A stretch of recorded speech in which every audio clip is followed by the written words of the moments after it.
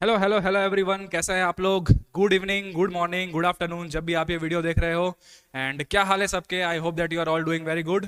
And पिछला video से कुछ हमने सीखने को मिला होगा, तो उस पर आप इम्प्लीमेंट कर रहे होंगे, आई होप सो। शुरुआत करते हैं आज हमारे साइंस के सीरीज की। आज हम शुरू करने वाले हैं चैप्टर नंबर 5 बायोलॉजी का, क्लास 10th, जो है लाइफ प्रोसेसेस। मेरा नाम है नमन शर्मा और स्वागत है आपका अपने ही चैनल एक्सेल इंस्टीट्यूट फाउंडेशन पर। ये जो चैप्टर है, it is one of the most important chapter science के सिलेबस की अगर हम बात करें तो, क्योंकि it is one of the most weightage carrying chapter. जैसे कि इलेक्ट्रिसिटी है फिजिक्स में, कार्बन एंड इट्स कंपाउंड है केमिस्ट्री में, वैसे ही लाइफ प्रोसेस जो है काफ़ी ज़्यादा वेटेज ये कैरी करता है। अराउंड 8 to 10% कैरी करता है ये वेटेज को। और इसमें बहुत ही ज़्यादा इंपॉर्टेंट टॉपिक्स हैं हमारे बॉडी में, हमारे बॉडी के कि कैसे वो काम कर रहे हैं, हमारे बॉडी की जो फिजियोलॉजी है, एनाटॉमी है, वो सब चीज़ों के बारे में यहाँ पे थोड़ा सा डिस्कशन हम करेंगे। आज का जो हमारा फर्स्ट लेक्चर होगा, it will be A introductory lecture, जिसमें हम देखेंगे कि ये चैप्टर एक्चुअली हमसे कहना क्या चाह रहा है, what is the meaning of life processes, कुछ बेसिक डेफिनेशंस के बारे में हम देखेंगे। और ये पूरा चैप्टर का जो स्ट्रक्चर है उसका एक समरी हम पहले से ही ले लेते हैं, उसकी कोशिश हम करेंगे इस लेक्चर में डिलीवर करने की। Let's start this chapter. और अगर हम बात करें बायोलॉजी की, फर्स्ट ऑफ ऑल, बायोलॉजी जो है वो ऐसा सब्जेक्ट है कि जिसका रियल लाइफ एप्लीकेशन बहुत ही ज़्यादा होता है। अगर हम फिजिक्स की बात करें तो वहाँ पर नो डाउट फार्मूलाज होते हैं, कंसेप्ट्स होते हैं, लेकिन उसको डे टू डे लाइफ में लगाना बहुत ही मुश्किल है आपके लिए। और हो सकता है कि बहुत कम लोग फिजिक्स के फार्मूलाज को और सारे कंसेप्ट्स को अपने डे टू डे लाइफ में लगाते होंगे। सबकॉन्शियसली लग जाता होगा, मगर जब तक आप एकेडमिक्स में नहीं है, आप कुछ रिसर्च नहीं कर रहे हैं, आप साइंटिस्ट नहीं बन जा रहे, तब तक बहुत ही मुश्किल है कि आप वो सारे कंसेप्ट्स को लगाते होंगे। अगर हम केमिस्ट्री की बात करें तो वहाँ पर भी नो डाउट हम कुछ कंसेप्ट्स लगा रहे हैं केमिस्ट्री की डे टू डे लाइफ में, लेकिन वो जो इक्वेशंस है और वो सब जो थियोरेटिकल चीज़ें हैं वो लगाना थोड़ा सा मुश्किल है। मगर बायोलॉजी की हम लोग बात करें तो बायोलॉजी एक ऐसा ब्रांच है साइंस का जो रियल लाइफ एप्लीकेशन उसके बहुत ही ज़्यादा है। जैसे हम क्लास 10th के सिलेबस की बात करें तो वहाँ पर हम ह्यूमन बॉडी के बारे में बहुत ज़्यादा पढ़ रहे हैं कि ह्यूमन ब्रेन क्या होता है, डाइजेस्टिव सिस्टम कैसे काम करता है, हमारा हार्ट जो है वो कैसे पंप कर रहा है, रेस्पिरेटरी सिस्टम कैसे काम कर रहा है, ठीक है, डायबिटीज क्या होता है, ब्लड प्रेशर क्या होता है, रिप्रोडक्शन कैसे होता है, हेरिडिटरी क्या होता है, जीन्स क्या होता है, डीएनए क्या होता है। ये सब चीज़ों का रियल लाइफ में आप देखोगे तो आपके थ्रू आउट द लाइफ बहुत सारी घटनाएं, बहुत सारी चीज़ें आपको ऐसे एनकाउंटर होगी जहाँ पे इन सब चीज़ों का एप्लीकेशन होगा। तो हम कोशिश करेंगे हमारे लेक्चर में ऐसे समझने की कि एग्जाम पॉइंट ऑफ व्यू तो सब कुछ क्लियर हो ही रहा है, लेकिन 10-15% हम थोड़ा सा एक्स्ट्रा पॉइंट्स भी कवर करेंगे जो आपको मदद करेंगे इन सब चीज़ों का एक्चुअली में एप्लीकेशन समझने में। और प्लस वो चीज़ें जो है वो अलग जो हाई लेवल एग्जाम्स होते हैं जैसे कि ओलंपियाड्स होते हैं, वहाँ पर इनमें से कुछ क्वेश्चन जो है वो पूछे जाते हैं, तो वो सब चीज़ें भी हम डिस्कस करेंगे। और जैसे कि हमने कहा कि दो तरीके से हम स्टडी करने वाले हैं, कि एक तो एग्जाम ओरिएंटेड स्टडी होगी, दूसरी होती है स्टडी जो कि हम लोग एकदम डीप में जाकर उसका नॉलेज लेने की कोशिश करेंगे। एक्चुअली क्या है, मैंने कुछ स्टूडेंट्स के स्कूल से ऐसा न्यूज़ पाया है कि वहाँ पर जो टीचर जब पढ़ाते हैं तो जैसे लाइफ प्रोसेस वाला चैप्टर है, so they directly jump into the topic of human digestive system, क्योंकि उनको पता है कि कुछ सिलेक्टेड टॉपिक्स ही हैं जिनमें से क्वेश्चंस बार बार आते हैं। सो नो डाउट वो भी ठीक है और वहाँ पर आपको समझ में आ जाएगा डाइजेस्टिव सिस्टम, क्योंकि इतना ज़्यादा कॉम्प्लेक्स नहीं है वो। लेकिन उसमें दिक्कत क्या है ना, कि उसके पहले आपने कुछ उसका क्रक्स समझा ही नहीं, आपने चैप्टर एक्चुअली शुरू कहाँ से हो रहा है वही नहीं समझा, आपने बेसिक्स नहीं समझा। तो आप डाइजेस्टिव सिस्टम पढ़ तो लेंगे, कोई भी टॉपिक आप पढ़ लेंगे, अच्छे से याद कर लेंगे, रट्टा मार लेंगे, एग्जाम में लिख के भी आ जाएंगे, लेकिन अगर 1 साल 2 साल 3 साल बाद अगर उसका कोई एप्लीकेशन आपको पूछने को मिले तो शायद हो सकता है कि आपको रिकॉल करने में बहुत ही ज़्यादा मुश्किल होगी, क्योंकि एक्चुअली आपने उसको डीप में जाकर उसकी स्टडी नहीं की थी। You are just studying, you are just mugging up the things so that you can only write it in the examination. तो उससे कोई फायदा नहीं है अगर आपके 90% आ जाए, 95% आ जाए, मगर अगर आपको उसका कुछ एप्लीकेशन ही नहीं पता, अगर आपको वो आपके दिमाग में उसका रिटेंशन है ही नहीं, so it makes no sense. लेकिन अगर आपने उसको एकदम डीपली स्टडी कर कर उसको समझ लिया है, सारे कॉन्सेप्ट्स आपको क्लियर हैं, सो 100% गारंटी कि आपके एग्जाम में तो मार्क्स आएंगे ही आएंगे, क्योंकि आपने उसको इतने अच्छे से समझा हुआ है। प्लस उसका जो मेमोरी है वो आपके लाइफ टाइम में थ्रू आउट रिटेंशन रहेगा उसका, तो उसके आप एप्लीकेशन जो है वो जहां पर भी जरूरत हो वहां पर आप उसको रिकॉल कर सकते हो। तो हम कोशिश करेंगे थोड़ा उसी हिसाब से, उसी डायरेक्शन में इस लेक्चर को ले जाने की। सबसे पहले हम शुरुआत करते हैं टॉपिक्स के साथ कि हम क्या क्या पढ़ने वाले इस चैप्टर में। तो बहुत बड़ा ये चैप्टर है, लेकिन वो मोटा मोटी इस 5 टॉपिक में ही डिवाइडेड है। सबसे पहले हम पढ़ेंगे व्हाट आर लाइफ प्रोसेसेस, हम कुछ बेसिक डेफिनेशंस देखेंगे और पूरे चैप्टर का एक समरी देखेंगे in the start of the chapter itself. फिर हम लोग बढ़ेंगे न्यूट्रिशन के ऊपर, then we will study about respiration, then we will move to transportation, and finally जो लास्ट लेक्चर होगा हमारा वो होगा एक्सक्रीशन का। एक्चुअली ये जो चैप्टर है इसको हमने 6 लेक्चर में डिवाइड किया हुआ है। जो फर्स्ट लेक्चर आप देख रहे हैं, और आगे आने वाले 5 लेक्चर इस चैप्टर के आएंगे, जिससे कि हमें पूरा पूरा चैप्टर कवर कर लेंगे। सो जो लास्ट लेक्चर होगा it will be dependent on excretory system और एक्सक्रीशन के बारे में हम देखेंगे। अगर हम गोल्स की बात करें कि ये चैप्टर पढ़ने के बाद हमको क्या क्या चीजें पता चल जाएगी, so we will understand about life and life processes, nutrition and how do organism obtain their nutrition. अब न्यूट्रिशन और न्यूट्रिएंट्स न्यूट्रिएंट्स के बीच में बहुत लोग कंफ्यूज होते हैं, तो उसको हम क्लियर करेंगे कि दोनों अलग अलग चीजें हैं।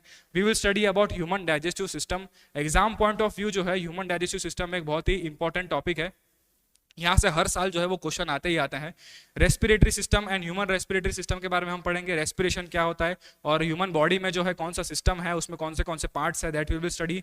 ट्रांसपोर्टेशन के बारे में पढ़ेंगे एंड ह्यूमन हार्ट के बारे में पढ़ेंगे। ह्यूमन हार्ट तो ऐसा टॉपिक है कि अगर आपको रात को उठाकर भी पूछा जाए कि ह्यूमन हार्ट का डायग्राम बना के दिखाओ और उसका पूरा फिजियोलॉजी समझाओ, मैकेनिज्म समझाओ, तो आपको आना चाहिए। It is that much important of a topic. Next में हम पढ़ेंगे एक्सक्रीटरी ह्यूमन एक्सक्रीटरी सिस्टम।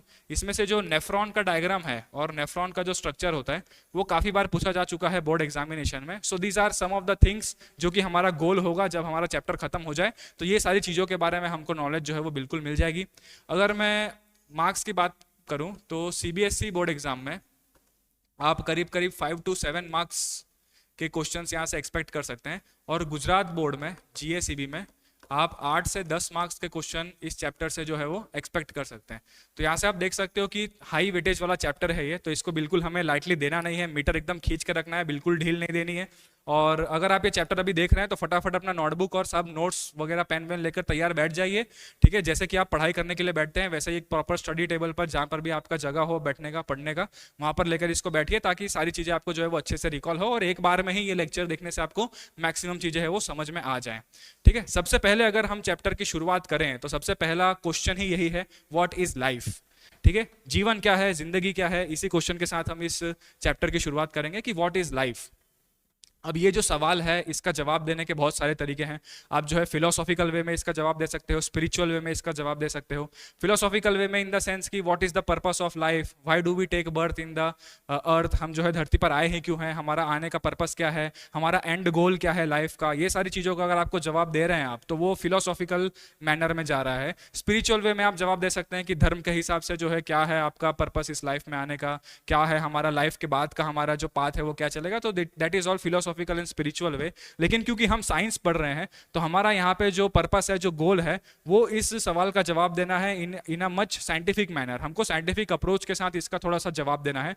तो साइंटिफिक अप्रोच के साथ हम कैसे जवाब दें, व्हाट इज लाइफ, तो हमारे पास कुछ ऐसे पॉइंट्स होने चाहिए, कुछ ऐसे फीचर्स होने चाहिए, कैरेक्टरिस्टिक्स होने चाहिए जिसके बेसिस पर हम डिसाइड कर सकते हैं कि अगर कोई ऑर्गेनिज्म ये फीचर एग्जिबिट कर रहा है तो उसको हम एक लिविंग ऑर्गेनिज्म का दर्जा देंगे, और अगर कोई ऑर्गेनिज्म ये फीचर एग्जिबिट नहीं कर रहा है या कोई ऐसा फीचर है जो वो एग्जिबिट कर रहा है स्पेशल पॉइंट्स, तो उसको हम एक नॉन लिविंग ऑर्गेनिज्म का दर्जा देंगे। तो बचपन से हम पढ़ते आ रहे हैं कि हमारे आसपास लिविंग ऑर्गेनिजम्स और नॉन लिविंग ऑर्गेनिजम्स दोनों होते हैं। तो ये सवाल जो है छोटा सा है मगर इसको मैं थोड़ा अगर और आसान बना दूं आपके लिए। So how can we differentiate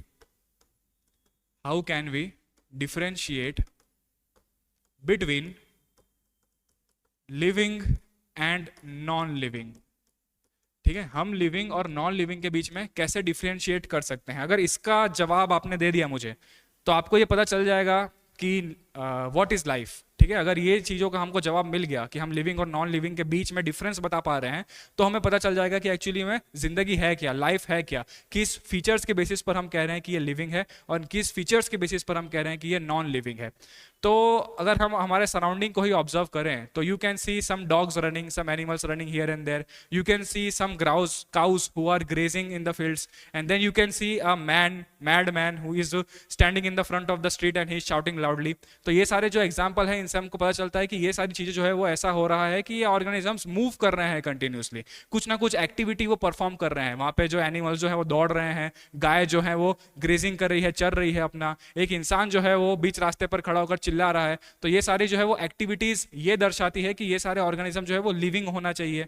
तो क्या यही कुछ फीचर्स है जिससे हम बता सकते हैं? तो फिर एग्जाम्पल प्लांट का आ जाता है कि प्लांट तो मूवमेंट ही नहीं कर रहे, प्लांट्स में तो कोई साउंड प्रोड्यूस ही नहीं होता, ठीक है। तो वहां पर हम कैसे कह सकते हैं कि प्लांट लिविंग है या नॉन लिविंग है? तो एक तरीका यह है कि प्लांट्स जिसके लीफ ग्रीन कलर के होते हैं, जिनके हरे पत्ते हैं, उनको हम कह सकते हैं कि वो लिविंग ऑर्गेनिज्म है। मगर नेचर में बहुत सारे ऐसे प्लांट होते हैं जिनके लीफ ग्रीन होते ही नहीं है, ब्राउन कलर के लीफ होते हैं, रेड कलर के लीफ होते हैं, येलो कलर के लीफ होते हैं। तो क्या वो लिविंग नहीं है? नो, ऑब्वियसली वो भी लिविंग ही है। तो फिर वो कैरेक्टर है क्या, वो पॉइंट एक्चुअली में है क्या, ठीक है, उसके बारे में हम अभी डिसाइड करेंगे, डिस्कस करेंगे कि वो पॉइंट्स है क्या। तो यहाँ पर मैं एक टेबल बना देता हूँ, एक सिंपल सा, जिसमें एक साइड पर मैं फीचर्स लिखूंगा, ठीक है। हम फीचर्स लिखेंगे यहाँ पे कि कौन से फीचर्स हैं जिसके ऊपर से हम डिसाइड करेंगे क्या वो फीचर डिफाइनिंग है या नॉन डिफाइनिंग है, कि क्या उसके बेसिस पर हम डिसाइड कर सकते हैं कि ये लिविंग है नॉन लिविंग है। अगर नॉन डिफाइनिंग है तो उसके क्या क्या एक्सेप्शंस नेचर में प्रेजेंट है, उन सब चीज़ों को हम यहाँ पर बात करेंगे। अब जैसे हमने एग्जांपल देखा था एक्टिविटी का, कि किसी भी ह्यूमन में एनिमल में एक्टिविटीज हो रही है तो हम उसको लिविंग का कैटेगरी दे देंगे। लेकिन मान लो अगर कोई ह्यूमन बींग सो रहा है या अगर कोई एनिमल सो रहा है, वो अपने स्लीपिंग स्टेट में है, तो वहां पर तो कोई मूवमेंट नहीं हो रहा उसके अंदर, तब हम कैसे कहेंगे कि वो लिविंग है या नॉन लिविंग है। तो आप कहोगे कि हम ब्रीथिंग चेक करेंगे कि वो सांस ले रहे हैं या नहीं ले रहे हैं। तो फिर से एग्जाम्पल प्लांट का जाता है कि प्लांट्स तो सांस नहीं ले रहे हैं, तो मतलब हमको मोटा मोटी कुछ पॉइंट्स ऐसे नोट डाउन करने पड़ेंगे जिसके बेसिस पर हम सबको जज करते हैं।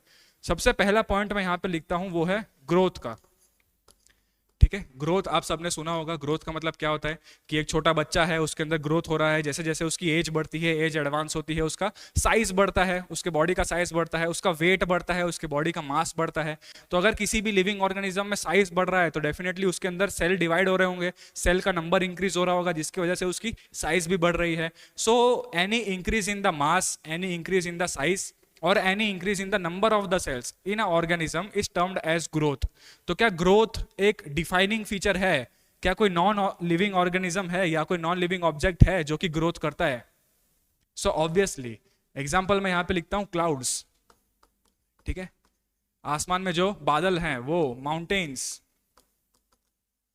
ठीक है, बोल्डर्स, बोल्डर्स मतलब बड़े बड़े जो चट्टाने होते हैं, ये सारी चीजें ऐसे एग्जांपल है जो कंटिन्यूसली ग्रो कर रहे हैं। क्लाउड्स आपने देखा होगा आसमान में कि यहाँ पर थोड़े छोटे हैं, जैसे ही वो थोड़ा आगे बढ़ते हैं वो फैल जाते हैं, तो उनका साइज इंक्रीज हो जा रहा है, इसका मतलब कि वो ग्रो कर रहे हैं।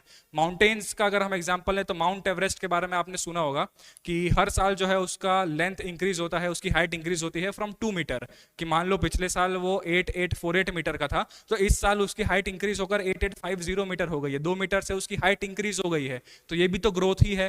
साथ में अगर 2 मीटर हाइट इंक्रीज हो रहा है तो उतने माउंटेन का और वेट उसके ऊपर ऐड हो गया 2 मीटर के बराबर, तो उसका मास भी इंक्रीज हो रहा है। साथ में चट्टान जो है, चट्टानों का जो है साइज बढ़ता जाता है, इतने सालों से जो है बड़े बड़े चट्टान हमारे यहाँ पर प्रेजेंट है। तो ये सारी चीजें भी तो ग्रोथ ही है, because there is increase in mass, there is increase in size. तो क्या ग्रोथ कोई डिफाइनिंग फीचर है लिविंग ऑर्गेनिज्म का? तो नहीं। लेकिन क्या ग्रोथ फीचर है लिविंग ऑर्गेनिज्म का? यस, हर लिविंग ऑर्गेनिज्म ग्रो कर रहा है। अगर कोई ऑर्गेनिज्म ग्रो नहीं कर रहा है तो या तो वो डेड हो चुका होगा। ठीक है, कोई भी डेड ऑर्गेनिज्म जो है वो ग्रो नहीं करता।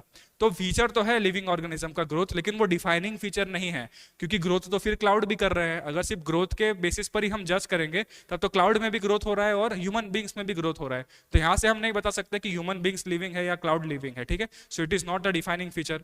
तो सेकेंड क्या होगा डिफाइनिंग फीचर? तो अब मैं मान लू कि मूवमेंट, ठीक है, हमने अभी एग्जाम्पल लिया था, सो मैं यहाँ पे लिख लेता हूँ लोकोमोशन एंड मूवमेंट।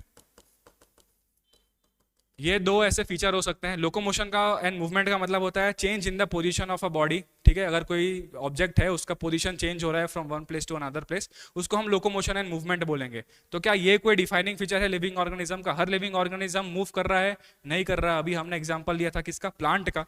तो वो यहाँ पे बहुत एक इंपॉर्टेंट एक्सेप्शन बन जाएगा कि प्लांट्स आर लिविंग। ठीक है ना, बचपन से हम पढ़ रहे हैं ना कि प्लांट्स और ट्रीज जो होते हैं वो लिविंग ऑर्गेनिज्म होते हैं, but still they can not move, still they can not move, क्योंकि प्लांट्स जो होते हैं उनके रूट्स फिक्स्ड होते हैं इनटू द सॉइल और उनका पोजीशन फिक्स होता है, वो एक जगह पर ही रहते हैं और पूरा अपना life time they spend standing at a one place only. तो प्लांट जो है वो मूव नहीं कर पा रहे हैं, मगर फिर भी वो लिविंग ऑर्गेनिज्म तो है ही।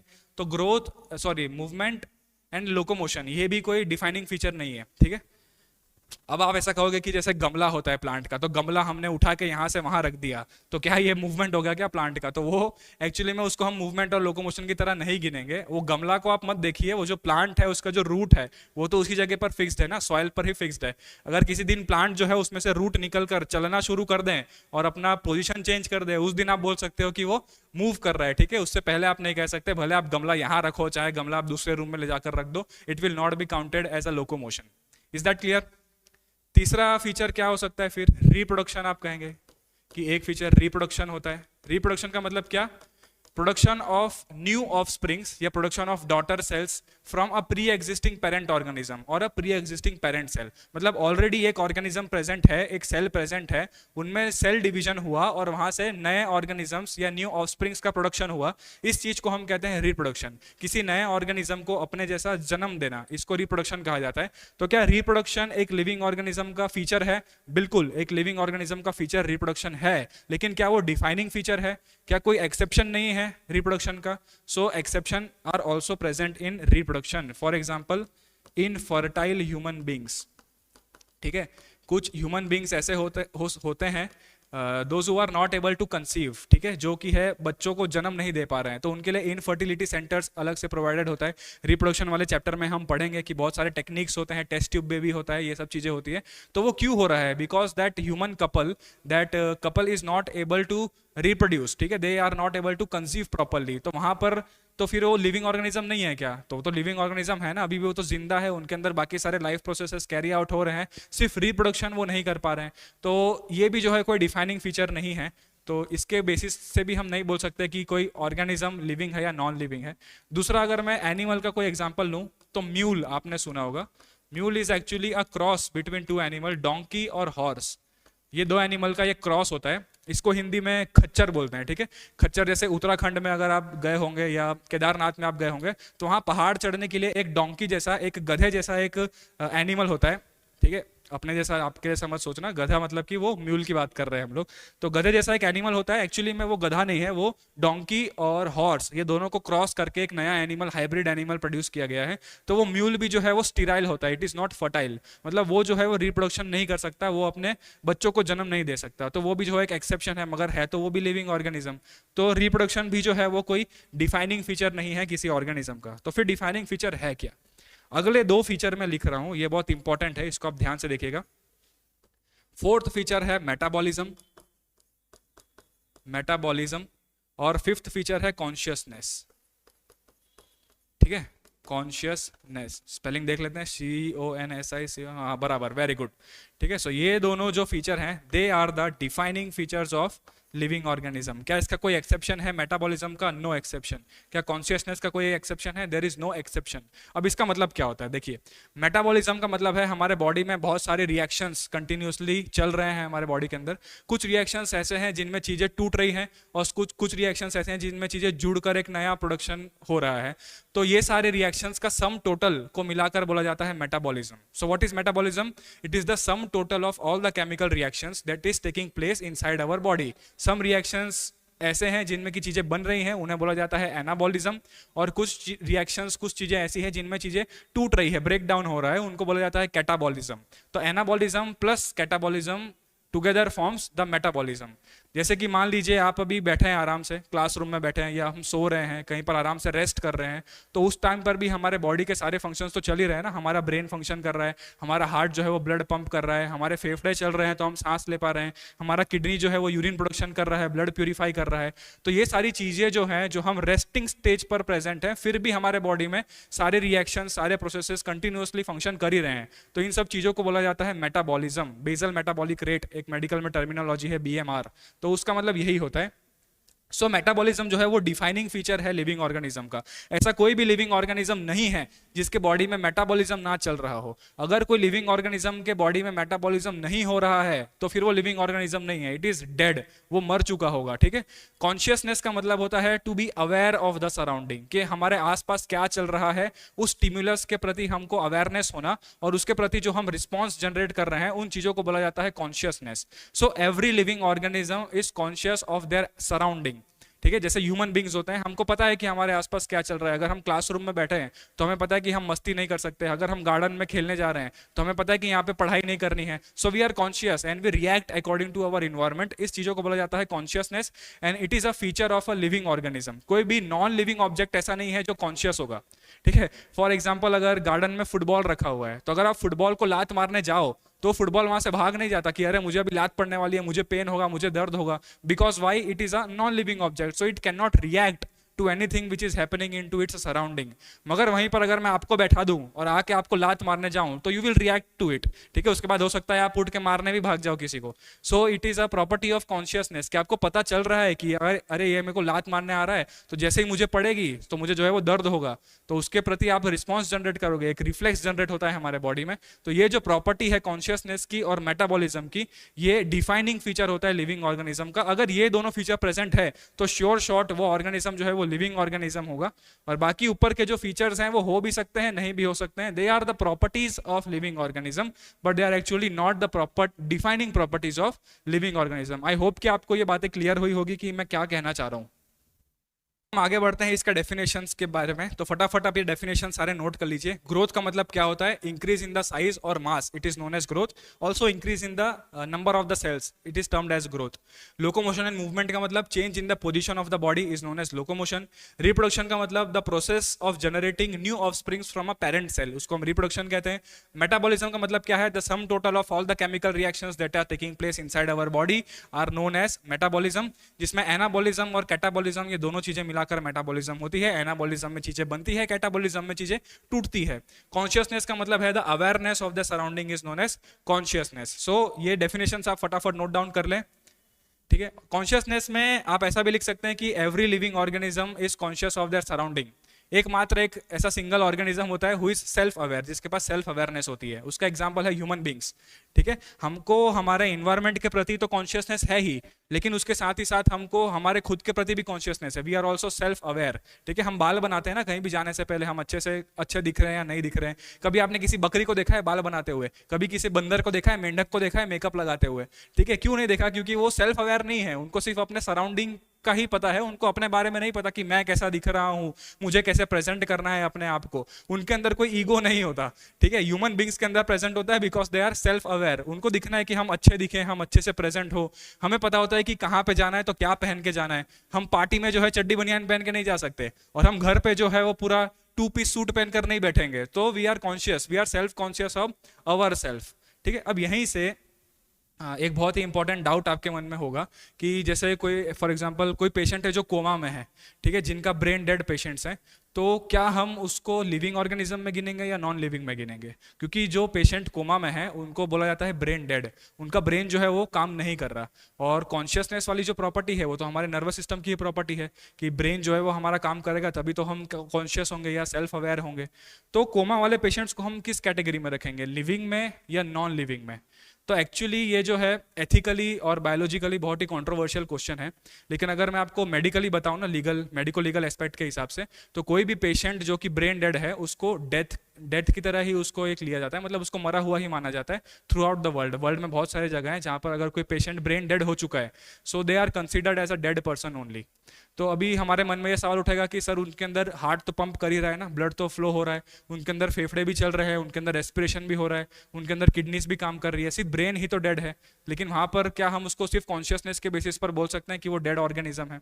तो उसका रीजन ये है कि वो बाकी सारे जो ऑर्गन्स उनके बॉडी में चल रहे हैं ना, हार्ट चल रहा है, फेफड़े चल रहे हैं, लंग्स काम कर रहा है, ब्रीथिंग काम कर रहा है, वो सब चीजें मशीन्स की वजह से होता है, ठीक है। वेंटिलेटर्स आपने सुना होगा, वेंटिलेटर का काम होता है कि जबरदस्ती लंग्स को फोर्स करना ब्रीथिंग करवाने के लिए। तो वैसे ही बहुत सारे मशीन्स होते हैं जो ये सारे बॉडी में उसके फंक्शंस करवा रहे हैं, मगर एक्चुअली ब्रेन की अगर हम बात करें तो the person is brain dead. उसका ब्रेन जो है वो काम नहीं कर रहा, किसी स्टिमुलस को वो रिसीव नहीं कर रहा, उसके प्रति कोई मोटर रिस्पॉन्स भी जनरेट नहीं कर रहा।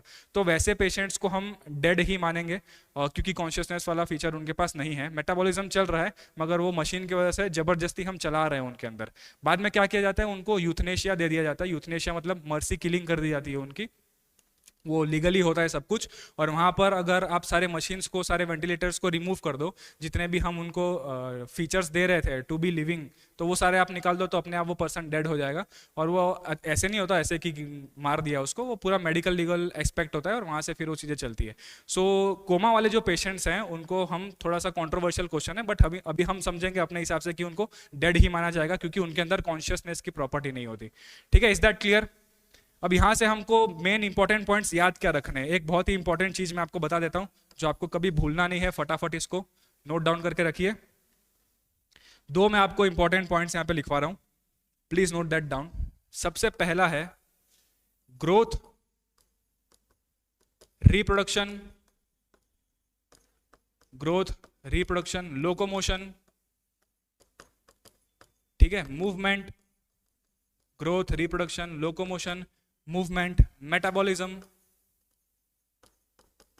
Metabolism and consciousness, metabolism and consciousness are all the properties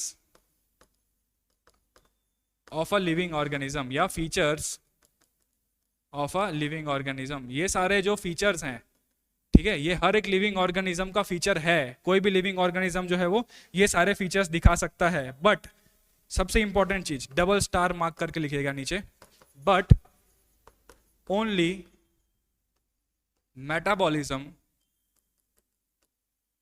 and consciousness are the defining features. लेकिन इन सारे फीचर्स में से सिर्फ मेटाबॉलिज्म और कॉन्शियसनेस ही जो दो हैं वो डिफाइनिंग फीचर है, जिसके बेसिस पर हम श्योर शॉट कह सकते हैं कि अगर ये दो फीचर प्रेजेंट है किसी ऑर्गेनिज्म में तो वो लिविंग है, अगर नहीं प्रेजेंट है तो वो ऑर्गेनिज्म जो है वो डेड है, या तो वो एक ऑलरेडी नॉन लिविंग ऑब्जेक्ट है। ठीक है, इतनी बातें क्लियर है। तो यहाँ से ये फैक्ट का ये आप एप्लीकेशन मान लो कि अगर आपको ऐसा क्वेश्चन पूछा जाए कि is movement a feature of living organism, तो यस, मूवमेंट फीचर है ना लिविंग ऑर्गेनिज्म का, लिविंग ऑर्गेनिज्म मूव करते हैं।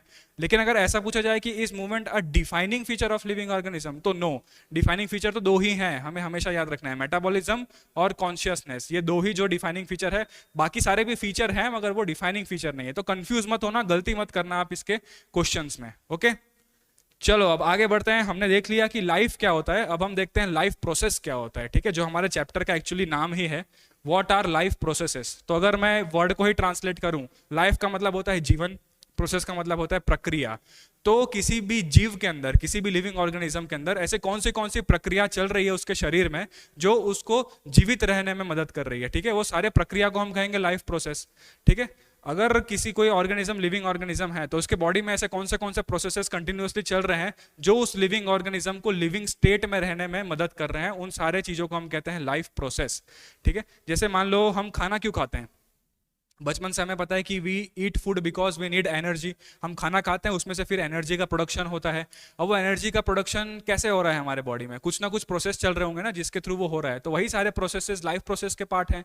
रेस्पिरेशन कैसे हो रहा है, ब्लड जो है हमारे बॉडी में कैसे फ्लो हो रहा है, ये सारी जो चीज़ें हैं, ये सारे जो प्रोसेसेस हैं, उनको हम लाइफ प्रोसेसेस में गिनते हैं। और ये सारे प्रोसेस जो है वो एक्चुअली में मेंटेनेंस वाले प्रोसेस हैं, क्योंकि हमारे बॉडी में रेगुलरली वेयर एंड टेयर चल रहा है हमारे बॉडी में। तो जितने भी इंजर्ड पार्ट है या कि जितने भी लॉस्ट सेल हैं, उन सबको रिपेयर करना बहुत ज़्यादा इंपॉर्टेंट है। मेंटेनेंस करना हमारे बॉडी का बहुत ज़्यादा इंपॉर्टेंट है। जैसे हम गाड़ी चला रहे हैं तो गाड़ी का मेंटेनेंस करना पड़ता है, वरना गाड़ी ब्रेक डाउन हो जाएगा। ठीक है ना, बंद पड़ जाएगा किसी दिन।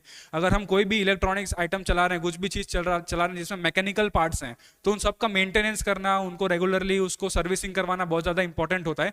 वैसे ही हमारी बॉडी भी जो है उसमें भी बहुत सारे मैकेनिकल चीज़ें जो है वो कंटिन्यूसली चल रही हैं, और वो बचपन से लेकर जब तक हम मर नहीं जाते तब तक कंटिन्यूसली चलती है। तो उस दौरान बहुत सारी चीज़ें वेयर एंड टियर होता है, बहुत सारे सेल जो है वो लॉस्ट होते हैं, बहुत सारे सेल्स की इंजरी होती है, और हमारा बॉडी अपने आप उसको ऑटोमेटिकली रिकवर करने की कोशिश करता ही रहता है। तो हमारे बॉडी के अंदर बहुत सारे मेंटेनेंस प्रोसेस कंटिन्यूसली चल रहे हैं, जिसके वजह से हम जो है लिविंग स्टेट में हैं, हम जो है वो जिंदा हैं, और इन्हीं सारे प्रोसेस को मिलाकर कहा जाता है लाइफ प्रोसेस। तो अगर हम डेफिनेशन लिखने की कोशिश करें, सो राइट डाउन, हम डेफिनेशन लिखते हैं सबसे पहले, what our life process. So all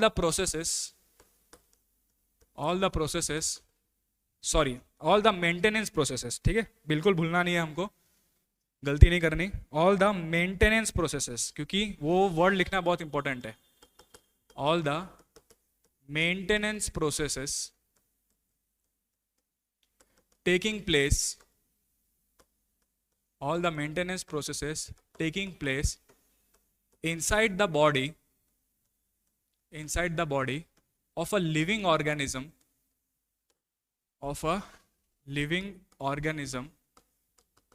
क्यों चल रहा है ये process, to proper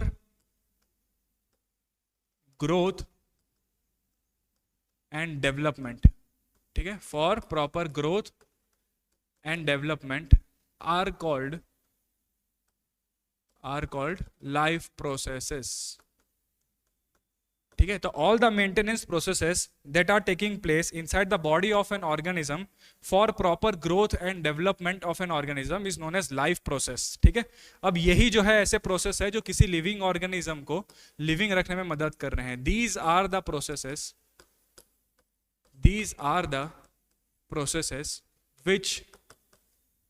which keeps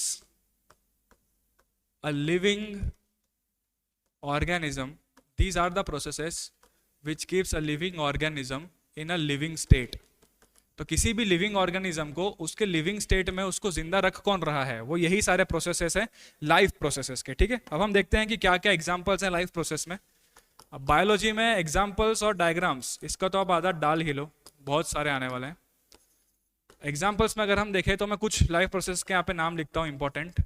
सबसे पहला लाइफ प्रोसेस है न्यूट्रिशन, ठीक है, इसका डिस्क्रिप्शन में लिखवाऊंगा अभी। सेकंड है रेस्पिरेशन, रेस्पिरेशन। तीसरा है ट्रांसपोर्टेशन,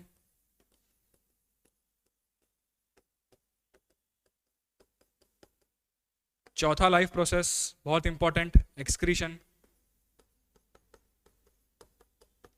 ठीक है। पांचवा लाइफ प्रोसेस, कितने हैं सर, 6 लिखते हैं हम। पांचवा लाइफ प्रोसेस है control and coordination, control and coordination. छठा लाइफ प्रोसेस इज रिप्रोडक्शन, ठीक है। इसके अलावा भी काफ़ी सारे एक्सेसरी लाइफ प्रोसेस चलते रहते हैं हमारे बॉडी में, तो हम एक्सेट्रा एक्सेट्रा लिख देते हैं। मेन हमारा जो फोकस है वो इन 6 लाइफ प्रोसेसेस के ऊपर ही रहेगा। Okay, so nutrition, respiration, transportation, excretion, control, coordination and reproduction, these are some of the most important life processes जो हमारे बॉडी में कंटिन्यूसली चल रहे हैं। इन प्रोसेसेस के बगैर कोई भी लिविंग ऑर्गेनिज्म जो है अपने लिविंग स्टेट में नहीं रह सकता, कुछ ना कुछ उसमें डिफॉर्मिटीज या कुछ ना कुछ डिजीज कंडीशन उसमें प्रोड्यूस हो जाएगा। न्यूट्रिशन का अगर हम बात करें, क्या होता है न्यूट्रिशन, तो जैसा हमने देखा कि हमको खाना चाहिए क्योंकि उसमें से हमें एनर्जी लिबरेट करवानी है। अब खाना जो है उसका सोर्स बाहर होता है, ह्यूमन बॉडी जो है अपना खाना अपने बाहर से इंटेक करता है हमारे बॉडी के अंदर, उसको न्यूट्रिशन कहा जाता है। तो वो जो प्रोसेस है इंजेशन का, कि खाना हमने खाया फिर उसका डाइजेशन करवाना पड़ेगा, डाइजेशन करने के बाद उसको एब्जॉर्ब करवाना पड़ेगा, तो ये सारी जो चीजें हैं उनको हम न्यूट्रिशन में गिनते हैं, ठीक है। Ingestion, digestion and absorption of food, ingestion, digestion and absorption of food, ये जो है न्यूट्रिशन का काम होता है। और जितने भी चीज़ें हम बाहर से खाना खा रहे हैं मोस्ट ऑफ द चीज़ें कार्बन बेस्ड ही होती है, जैसे कि हमने देखा था कार्बोहाइड्रेट्स, फैट, विटामिन, मिनरल्स, इनमें से मोस्ट ऑफ द चीज़ें जो है वो कार्बन बेस्ड होता है, वो सबको बायोमोलिक्यूल्स कहा जाता है। रेस्पिरेशन की अगर हम बात करें तो जो भी चीज़ें यहाँ से एब्जॉर्ब हुई है, जो भी फूड एब्जॉर्ब हुआ है हमारे इंटेस्टाइन्स में से, उन सब में से फिर एनर्जी निकालने का जो प्रोसेस है उसको रेस्पिरेशन कहा जाता है।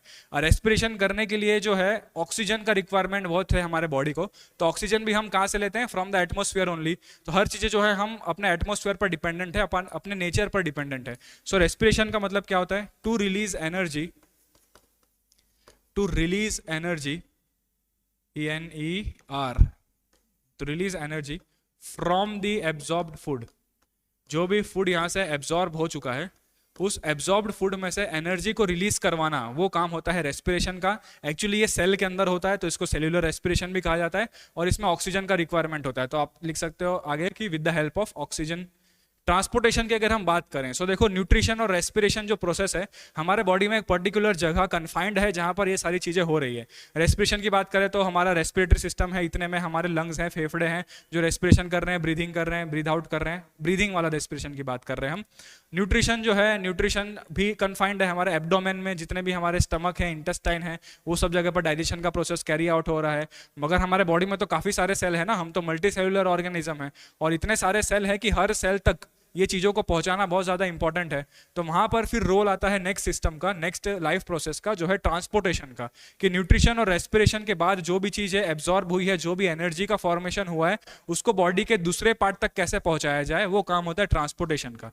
सो ट्रांसपोर्टेशन क्या है, टू ट्रांसपोर्ट सब्सटेंसेस या to transport important substances throughout the body, ठीक है। वो कैसे ट्रांसपोर्टेशन होता है, ब्लड के थ्रू ट्रांसपोर्टेशन होता है। तो थ्रू आउट द बॉडी ये जो फंक्शन है या ये जो काम है वो होता है ट्रांसपोर्टेशन का।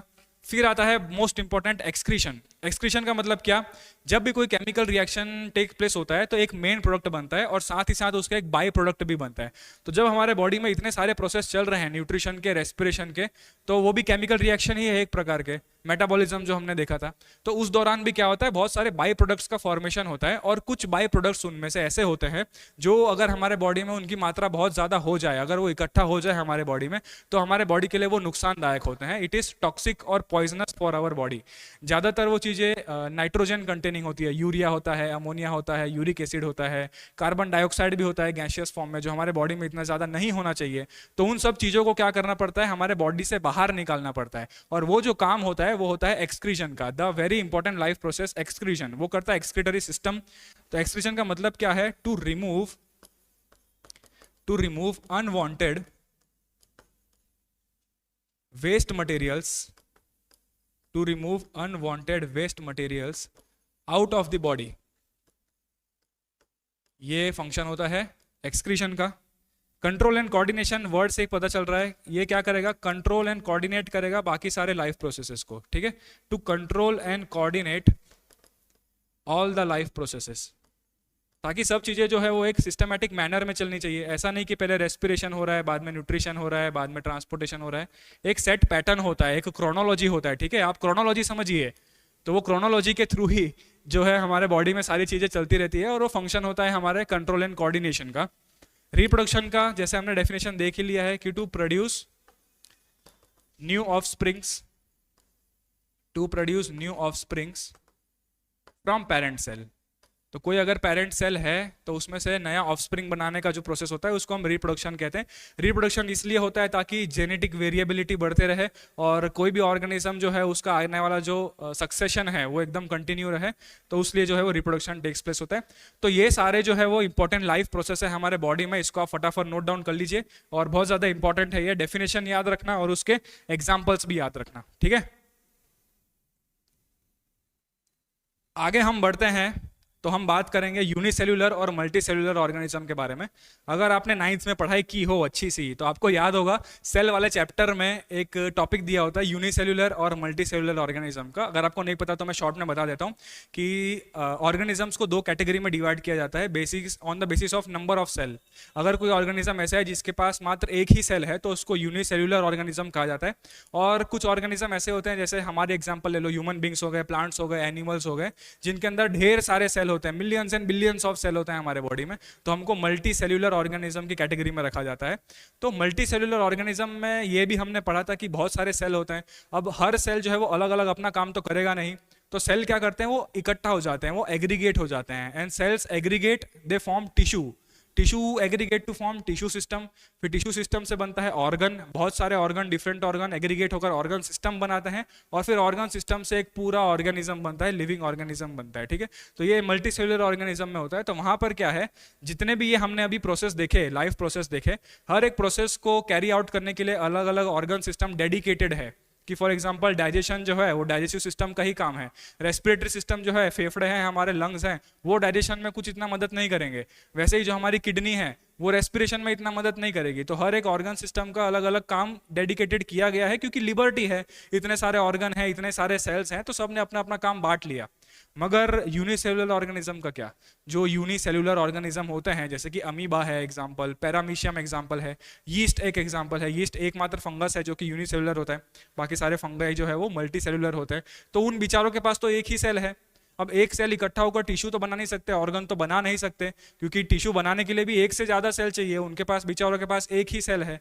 तो उस कंडीशन में क्या होता है कि उनको एडेप्टेशन ऐसा करना पड़ता है कि एक सेल ही जो है वो सारा फंक्शन कैरी आउट करता है। उसी सेल में न्यूट्रिशन भी हो जाएगा, उसी सेल से एब्जॉर्प्शन भी हो जाएगा, उसी सेल से रेस्पिरेशन भी हो जाएगा, एक्सक्रीशन भी हो जाएगा, रिप्रोडक्शन भी हो जाएगा उसी सेल से। लेकिन ऑब्वियसली अगर हम उसको कंपेयर करें मल्टी सेल्यूलर ऑर्गेनिज्म से, तो वो प्रोसेस बहुत ही सिंपलर होंगे।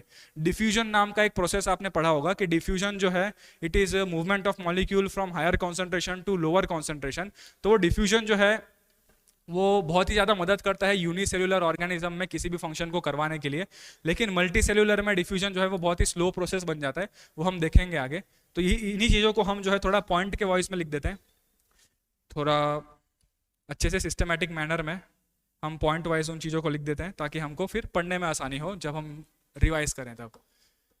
इन multi cellular organisms, in multi cellular organisms cells aggregate, aggregate का मतलब होता है इकट्ठा हो जाना, तो cells aggregate to form tissues, ठीक है, एंड अल्टीमेटली फॉर्म्स, आखिरी में जाके वो क्या बनाते हैं, ऑर्गन्स बनाते हैं, organs and organ systems, organ और ऑर्गन सिस्टम्स बनाते हैं। And these organ systems, these different organ systems are dedicated, हर एक ऑर्गन सिस्टम जो है उनका अपना काम है, dedicated for different life processes, हर एक ऑर्गेनिज्म जो है वो अपना अलग अलग लाइफ प्रोसेस कैरी आउट करने के लिए डेडिकेटेड है फॉर डिफरेंट लाइफ प्रोसेसेस। लेकिन यूनिसेल्युलर में क्या होगा? But in unicellular organisms, writing आपको समझ आ रही है ना? अगर नहीं समझ आए तो कमेंट में बता दीजिएगा, ठीक है? मैं फिर नेक्स्ट लेक्चर से थोड़ा कोशिश करूंगा राइटिंग सुधारने की। But in unicellular organisms organ system are absent, obviously organ system is absent। तो क्या होगा? so only a single cell carries out all the function। so a single cell carries out all the functions, ठीक है? लेकिन फिर हमें यह भी याद रखना है कि वो सारे फंक्शन अगर हम मल्टी सेलुलर ऑर्गेनिज्म से कंपेयर करें तो बहुत ही सिंपलर होंगे, but they are very simpler as compare to multi cellular organism, as compare to multi cellular organisms, ठीक है? तो उनसे अगर हम कंपेयर करें तो वो बहुत ही सिंपल प्रोसेस होगा, लेकिन वो एक ही सेल जो है वो सारा फंक्शन कैरी आउट करने के लिए केपेबल होता है। अब यहाँ पर मैंने कुछ बॉडी सिस्टम्स के नाम लिखे हुए हैं कि हम देखते हैं कौन से बॉडी सिस्टम रिस्पॉन्सिबल है to carry out which type of life process. यहाँ पे वही लाइफ प्रोसेस मैंने दोबारा लिख दिया जो अभी हमने आगे देखा था। अब हम देखते हैं कि हमारे बॉडी में ऐसा कौन सा सिस्टम है जो ये सारा लाइफ प्रोसेस कैरी आउट करता है। न्यूट्रिशन की अगर हम बात करें तो it is the function of our digestive system, जो कि एक बहुत ही इंपॉर्टेंट टॉपिक है इस पूरे चैप्टर का। रेस्पिरेशन की बात करें तो वो फंक्शन है रेस्पिरेटरी सिस्टम का, ठीक है? इसके आगे मैं और लिखूंगा तो आप जगह छोड़कर रखिएगा। रेस्पिरेटरी सिस्टम का ट्रांसपोर्टेशन जो है वो काम है हमारे ट्रांसपोर्ट सिस्टम का, लेकिन उसको एक्चुअली ट्रांसपोर्ट सिस्टम नहीं कहा जाता, उसको सर्कुलेटरी सिस्टम कहा जाता है, ठीक है? क्योंकि वो सर्कुलेट कर रहा है सब चीज़ों को हमारे बॉडी में, तो उसको सर्कुलेटरी सिस्टम कहा जाता है। Excretion is a function of excretory system। Excretion is a function of excretory system। Control and coordination is a function of nervous system, ठीक है? यहाँ पर थोड़ा सा चेंज है, यहाँ पर कंट्रोल एंड कोऑर्डिनेटिंग सिस्टम मत लिख देना, नर्वस सिस्टम। नर्वस का मतलब ये नहीं कि उसका एग्जाम आने वाला है उसके हाथ पैर कांप रहे हैं, नर्वस का मतलब होता है कि वो नर्व्स के बने हुए हैं। हम आगे देखेंगे नर्वस सिस्टम में नेक्स्ट चैप्टर में कि न्यूरॉन्स होते हैं, उससे फिर नर्व बनता है और वो नर्व से पूरा हमारा बॉडी कनेक्टेड है हमारे ब्रेन के थ्रू, तो इस वजह से उसका नाम जो है नर्वस सिस्टम है। एंड रिप्रोडक्शन में ऑब्वियसली रिप्रोडक्टिव सिस्टम, ठीक है? अब ये रिप्रोडक्टिव सिस्टम मेल और फीमेल में अलग अलग होता है। मेल में मेल रिप्रोडक्टिव सिस्टम होता है और फीमेल में फीमेल रिप्रोडक्टिव सिस्टम होता है, तो उसके बारे में हम देखेंगे। अब हम देखते हैं शॉर्ट में कि कौन से ऑर्गन्स रिस्पॉन्सिबल होते हैं इन सारे चीज़ों को कैरी आउट करवाने के लिए। डाइजेस्टिव सिस्टम में माउथ होगा, ठीक है? फिर फूड पाइप होगा, फूड पाइप, फिर स्टमक होगा, पेट होगा, पापी पेट, फिर इंटेस्टाइन्स होंगे। इंटेस्टाइन्स यस, दो होते हैं ना हमारे पास, लार्ज और स्मॉल, एक्सेट्रा एक्सेट्रा। ये सारी चीजें मिलकर जो है डाइजेस्टिव सिस्टम बनाती है। रेस्पिरेटरी सिस्टम में नोज है हमारे पास, नाक है हमारी। फूड पाइप के जगह पर विंड पाइप है, ठीक है? पाइप ही पाइप है हमारे बॉडी में, पूरा पाइपलाइन का सिस्टम है। फिर लंग्स होते हैं हमारे पास, फेफड़े होते हैं हमारे पास, एंड एक्सेट्रा। ये सब चीज़ों को मिलाकर बनाया जाता है रेस्पिरेटरी सिस्टम। सर्कुलेटरी सिस्टम का पार्ट है हार्ट, ठीक है? हार्ट का मतलब क्या होता है? हमारा दिल। दिल तो पागल है, दिल दीवाना है, ठीक है? नेक्स्ट होते हैं ब्लड वेसल्स एक्सेट्रा। ये सब चीजें मिलाकर बनती है हमारा सर्कुलेटरी सिस्टम। एक्सक्रीटरी सिस्टम जो कि बहुत इंपॉर्टेंट है, किडनी से मिलकर बनता है ये। हाँ, ये वही किडनी है जिनको बेचकर तुम आईफोन लेने की सोच रहे हो। ओके, आईफोन 16 लॉन्च हुआ है ना अभी, बेटा धीरे धीरे उसका प्राइस इतना ज़्यादा बढ़ते जा रहा है ना कि अब दोनों किडनियाँ बेचनी पड़ेगी हमको। और जिस दिन दोनों किडनी बेच देंगे, नो डाउट आईफोन तो आ जाएगा हाथ में, लेकिन फिर वो हाथ हिलने लायक काम नहीं बचेगा। क्यों? क्योंकि अगर सारा सिस्टम बंद हो गया तो हमने देखा कि it is a part of life process. दोनों किडनी अगर बंद हो जाए तो फिर the person can not know longer live. पता चला तुम डायलिसिस के मशीन में लेट के बैठे हो लेकिन आईफोन है हाथ में। सर देखो, आईफोन तो खरीदा ना हमने, ठीक है? ऐसा मत कर लेना, ओके? अब कुछ आईफोन वाले जो है वो नाराज हो जाएंगे, ठीक है? अरे बहुत अच्छा है आईफोन, ठीक है, करो यूज, मेरे ऊपर मत निकाल देना उसकी खुन्नस। सो किडनी है, यूरिनरी ब्लैडर है, एक्सेट्रा, यूरेथ्रा होते हैं, यूरेटर्स होते हैं, ये सब चीजें मिलकर बनाते हैं एक्सक्रीटरी सिस्टम। नर्वस सिस्टम में ब्रेन और स्पाइनल कॉर्ड, ठीक है, यहाँ पे जिसके पास ब्रेन है उनकी बातें चल रही है, तो उनके अंदर ब्रेन और स्पाइनल कॉर्ड ये दोनों चीजें और बहुत सारे नर्व्स वो मिलकर बनाते हैं नर्वस सिस्टम। रिप्रोडक्टिव सिस्टम में मेल और फीमेल रिप्रोडक्टिव सिस्टम दोनों अलग अलग हैं, जिनमें बहुत सारे अलग अलग ऑर्गन्स होते हैं, वो हम पढ़ेंगे 7th चैप्टर में। Male and female reproductive system, रिप्रो system लिख दे रहा हूँ मैं यहाँ पे शॉर्ट में। सो ये सारे अलग अलग बॉडी में सिस्टम हैं हमारे, जो ये सारे लाइफ प्रोसेस को कैरी आउट करने के लिए मदद करते हैं। एक तरीके से ये हमारे 3 चैप्टर का समरी है अगर आप देखो तो। इनमें से 4 चीज़ों के बारे में हम इसी चैप्टर में पढ़ेंगे और बाकी 2 चीज़ों के बारे में डिटेल में हम 2 अलग अलग चैप्टर को मिलाकर पढ़ेंगे। सो यहाँ तक चीज़ें जो है वो हमें क्लियर होनी चाहिए। हमने क्या देखा, लाइफ क्या होता है, लाइफ प्रोसेस क्या होते हैं, लाइफ प्रोसेस के एग्जाम्पल्स क्या क्या होते हैं, और उन लाइफ प्रोसेस को कैरी आउट करने के लिए एक मल्टी सेलुलर ऑर्गेनिज्म में कौन से सिस्टम होते हैं, बॉडी सिस्टम होते हैं, और उनमें कौन से छोटे मोटे ऑर्गन्स होते हैं। ये सब हमको अभी क्लियर हो जाना चाहिए ताकि आगे आने वाले जो लेक्चर्स हैं उनमें हमको ज़्यादा कंफ्यूजन ना हो। कुछ बॉडी सिस्टम्स के बारे में अगर मैं आपको दिखाऊं तो ये है रेस्पिरेटरी सिस्टम ह्यूमन बॉडी का, जो कि रेस्पिरेशन करने का काम करेगा, ब्रीथिंग करने का काम करेगा। ये मस्कुलर सिस्टम है जो हमारे बॉडी में लोकोमोशन एंड मूवमेंट करवाता है। वैसे ही स्केलेटल सिस्टम है जो मस्कुलर सिस्टम को हेल्प करता है और हमारे बॉडी का एक फ्रेमवर्क तैयार करता है।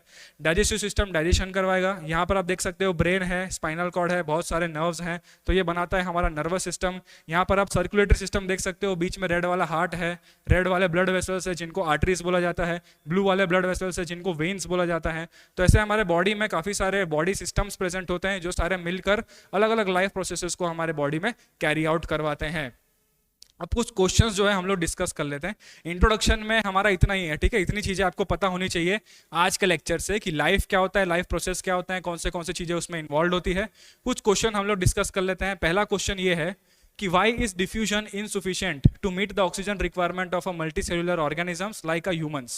तो ये कह रहा है कि डिफ्यूजन का जो प्रोसेस हमने देखा था वो क्यों एक मल्टीसेलुलर ऑर्गेनिज्म में इनसुफिशिएंट है to carry out all the function.